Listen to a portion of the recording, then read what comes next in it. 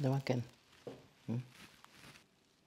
Terima kasih saya ucapkan kepada sahabat-sahabat yang berkongsi kata-kata semangat, doa dalam hantaran tempoh hari. ADHD bukanlah penyakit, maka dia tidak diiringi dengan kesembuhan bila mana kita menerima rawatan terhadapnya. Tetapi rawatan yang diberikan oleh doktor itu adalah untuk membantu menyokong kita pada bahagian yang kita kekurangan untuk membolehkan kita berfungsi dengan lebih baik dalam kerja-kerja seharian kita. Dan perkara ini mungkin lebih besar maknanya bagi mereka yang tengah belajar ataupun sedang bekerja dengan pekerjaan yang memerlukan kepada fokus yang tinggi.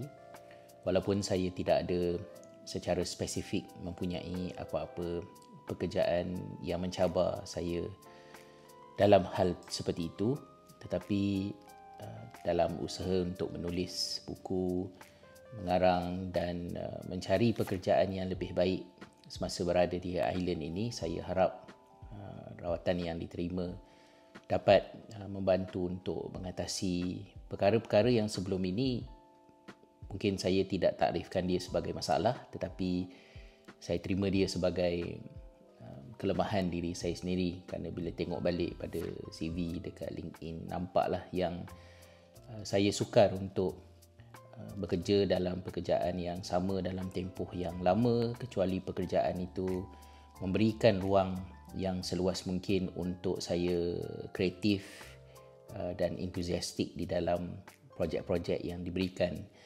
Mungkin dalam sejarah saya bekerja, pekerjaan yang saya kenang ada semuanya menarik belaka, tapi yang mungkin sangat lain daripada pekerjaan orang lain ialah ketika saya dilamar oleh almarhum Prof Khazani yang mengajak saya bekerja bersama dengan beliau, dan ketika itu saya diberikan pekerjaan yang paling menarik yang saya suka, iaitu berfikir. Saya dibayar untuk berfikir. Saya dibayar dan disediakan satu ruang pejabat yang lapang, yang selesa untuk saya, dan apa yang diberikan kepada saya itu adalah untuk membolehkan saya berfikir tentang apa-apa sahaja yang produktivitinya berkaitan dengan menghasilkan manfaat-manfaat bukan secara spesifik kepada syarikat beliau, tetapi untuk ummah seluruhnya. So, itu adalah antara pekerjaan unik yang pernah diberikan kepada saya, iaitu kerja saya adalah berfikir. Kemudian salah satu lagi daripada pekerjaan yang kiranya heaven lah untuk saya ialah tugas saya yang masih lagi berlanjutan sehingga ke hari ini, iaitu di dalam Yayasan Pendidikan Khalifah. Kerana aset terbesar yang diberikan oleh Board of Directors dan Board of Trustees kepada saya ialah kepercayaan yang mereka berikan untuk saya buat kerja saya. Dan kerja itu kalau difikirkan balik memang sangat luar biasa lah, kerana saya diberikan kepercayaan untuk mengubah konsep sekolah kepada sesuatu yang lebih baik.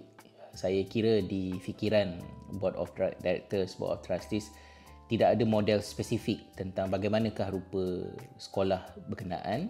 Cuma mereka mengharapkan agar saya dapat reka bentuk sekolah itu menjadi sesuatu yang lebih baik. Dan kepercayaan itu membolehkan saya menggunakan semaksimum mungkin pengetahuan dan juga minat serta semangat saya pada masa tersebut untuk mengubah cara sekolah beroperasi, dan ia tidak mungkin berjaya tanpa kepercayaan tersebut, kerana banyak keputusan besar yang dibuat ketika itu. Misalnya mengubah daripada sistem tahunan kepada sistem semester. Saya ubah benda tu kerana saya fikir attention span budak-budak sekarang ni tak panjang macam dulu, dan dalam keadaan cikgu yang masih dalam proses untuk develop kompetensi mereka dengan sistem baru, maka subjek-subjek itu diubah bentuknya kepada bentuk semester. Maknanya satu subjek, komitmen pelajar dengan subjek itu hanya 4 bulan saja, kemudian cuti dan kemudian sambung lagi, akhirnya habis juga. Tapi maknanya mindset pelajar tu kalaulah kata dia dapat subjek yang mungkin dia tak berapa minat, ataupun mungkin cikgu yang cara mengajar tak berapa kena dengan dia, dia boleh lebih bersabar kerana dia tahu dia hanya akan perlu berikan fokus untuk subjek berkenaan hanya beberapa bulan akan datang. Ini adalah didorong daripada bacaan saya, penyelidikan, pertanyaan yang dilakukan yang menunjukkan bagaimana motivasi pelajar berada di tahap yang tidak baik pada bulan Ogos, September, setelah mereka exhausted dan mungkin kecewa dengan subjek tersebut, dan ada banyak lagi bulan kat depan nanti. Jadi kita nak sepanjang tahun itu, setiap masa itu adalah waktu yang menyeronokkan untuk belajar. Jadi kita ubah daripada sistem tahunan kepada sistem semester. Kemudian yang keduanya, para pelajar juga diberikan pilihan untuk memilih subjek. Tidaklah sebanyak pilihan seperti pelajar di universiti, dan akhirnya pelajar akan ambil, boleh dikatakan, subjek yang sama juga akhirnya.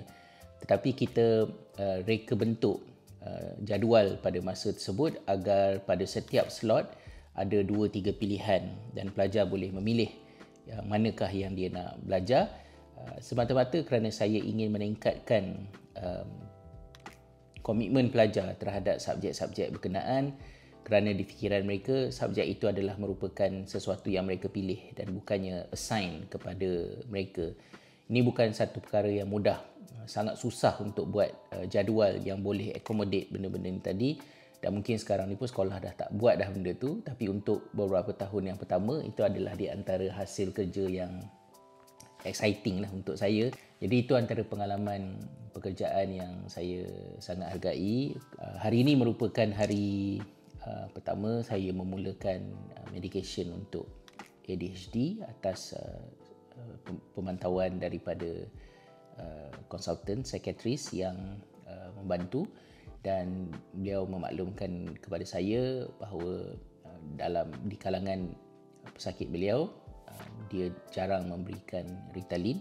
Cara dia release chemical dia tu lebih cepat, tetapi kena ambil banyak kali. Maka dalam satu hari itu kena ambil beberapa kali, dan ini membebankan sebenarnya untuk mereka yang ada masalah ADHD ni untuk committed makan ubat tu kan.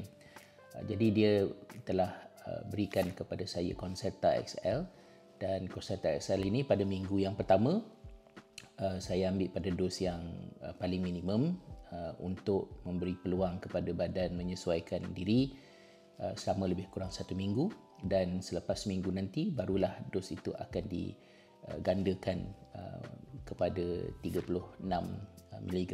So kita start dengan 18 dulu. Satu botol ni sebulan makan belanja lebih kurang dalam hampir 50 euro kan. Jadi macam kita assign something lah, kita subscribe something ke yang 50 euro sebulan sepanjang hayat ke ataupun macam mana, wallahu alam. Bismillahirrahmanirrahim.